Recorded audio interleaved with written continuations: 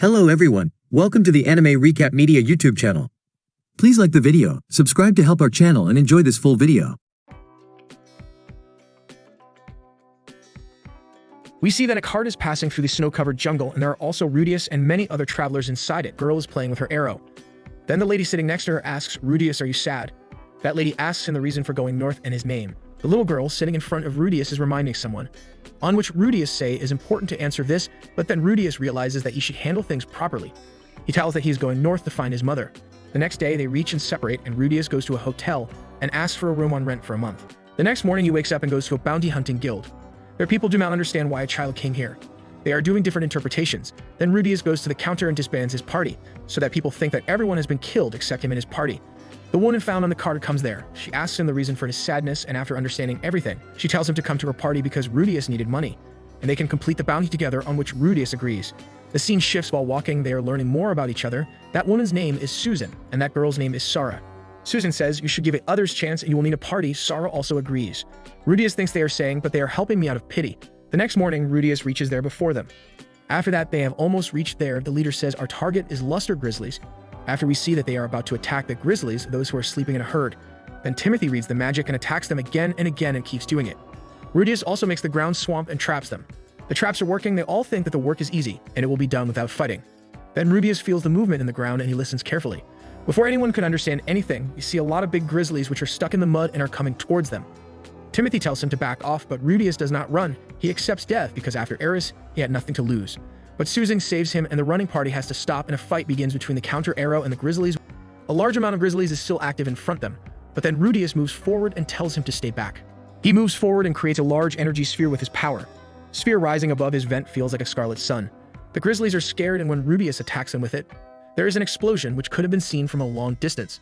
And when the sun rises, we see that they are all removing the skin of those grizzlies, and then while burning the body of the grizzlies, Susan thanks Rudius. But now Rudius is also happy. He thanks him for bringing with him, and he shakes hands with Lady Susan.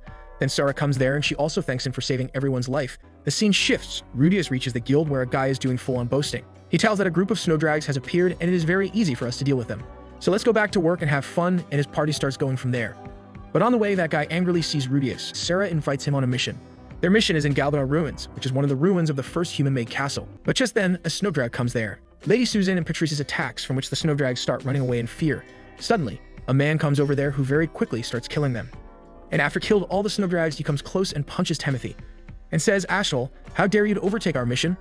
On which he tells that this is just a misunderstanding. We are doing some other mission, and this place is Galdar Ruins. He explains to him that Galdar Ruins and Elborn Cave may be connected.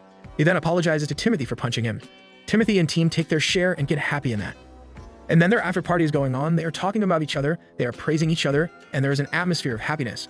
But Rudius sees a glimpse of young Paul in that guy. Suddenly, that guy comes there and drunk. He comes and says to Lady Susan, "Forgive me, what happened there was my mistake. But I hated the look on your face, Timothy. Quagmire, your face is the ugliest, especially when you smile. It's a shame. You pretend to smile, but you cry from inside. What do you think who you are? You want people to pity you, but why? I have never seen a more pessimistic person than you. I hate a disgusting person like you." Rudius says, "I am sorry, but if I get stuck in your eyes, then I will get away from your eyes." On which the man gets even more angry and breaks the table and picks up Rudius from his neck.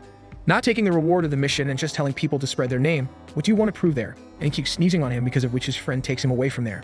Sarah and Rudius agree that such a lowly person may be somewhere. Then his team comes there, and Lady Susan tells that Sarah and Mimir are no longer there. In the middle of this snowstorm, the wild snow buffaloes killed them.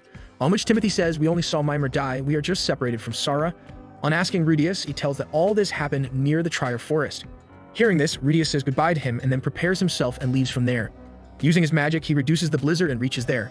And he sees that the snow buffaloes are sleeping. He starts killing them with his power. He makes a bomb from his vant and starts hunting them. This time, he didn't want to lose Sarah like Ares.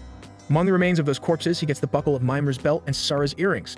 Rudius gets sad. He burns them all. Just then, some tree vines attack him, and he sees Sarah behind the tree trunk. He runs without delay and attacks the tree. After saving Sarah, he jumps into the cold water. As soon as he leaves from there, Sarah comes to his senses. The scene shifts. We see that Rudius is healing her in a cave and lit a fire there to dry herself.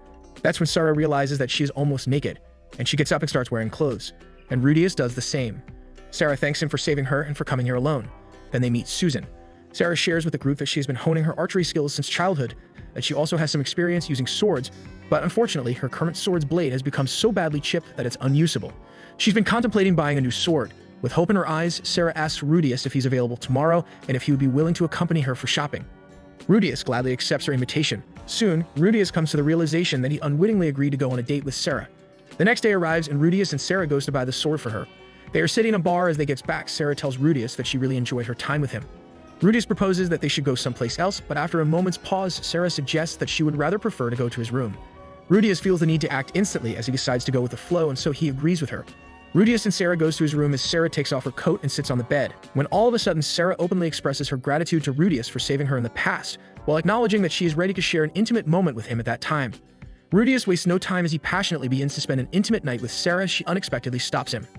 Rudius realizes that there is something wrong, so he starts cursing his fate for not favoring him at the most important moments of his life.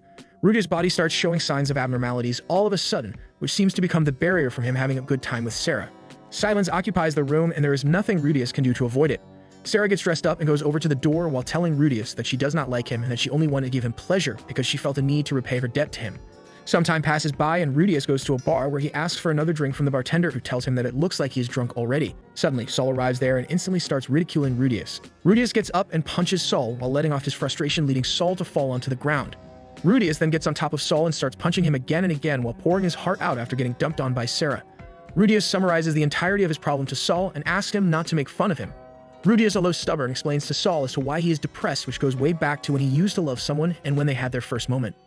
Rudius continues telling Saul that when he woke up, the girl was gone on a long journey, and soon he bursts into tears wondering as to why Eris left.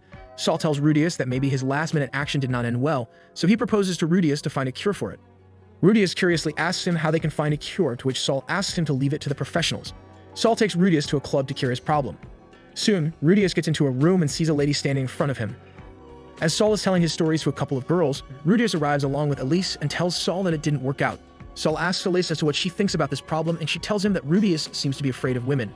She tells Saul that the only solution to the problem is for a woman who loves Rudius unconditionally to intervene, and in Rudius' mind, Roxy is the only woman he can think of.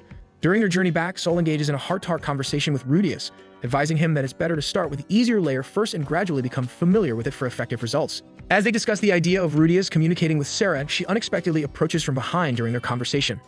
Rudius, being drunk, starts speaking in a really inappropriate manner regarding Sarah. Unbeknownst to Rudius, Sarah overhears their entire conversation. As Rudius turns around, he is met with Sarah's approaching figure, and all of a sudden, she slaps him with force. She angrily tells him not to show his face to her ever again. Rudius is heartbroken and tries to kill himself with the sword laying on the ground, but Saul intervenes and prevents it from happening. Saul then proposes to Rudius to come along with him, prompting Rudius to question as to why Saul is going to such lengths for him. In response, Saul reassures Rudius that he has no reason to hate him and wants to support him as a friend. This leads to Rudius wondering that he has misunderstood Saul for this long, when in reality Saul is actually a good person with a good heart, and thus, Rudius gladly agrees to come along with Saul.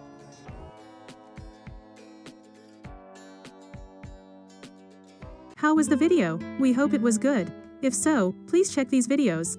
Also, please comment down your thoughts and your suggestions for future videos. If you haven't already, please consider subscribing now to show the support to our channel. We hope to see you soon with another video right in this channel.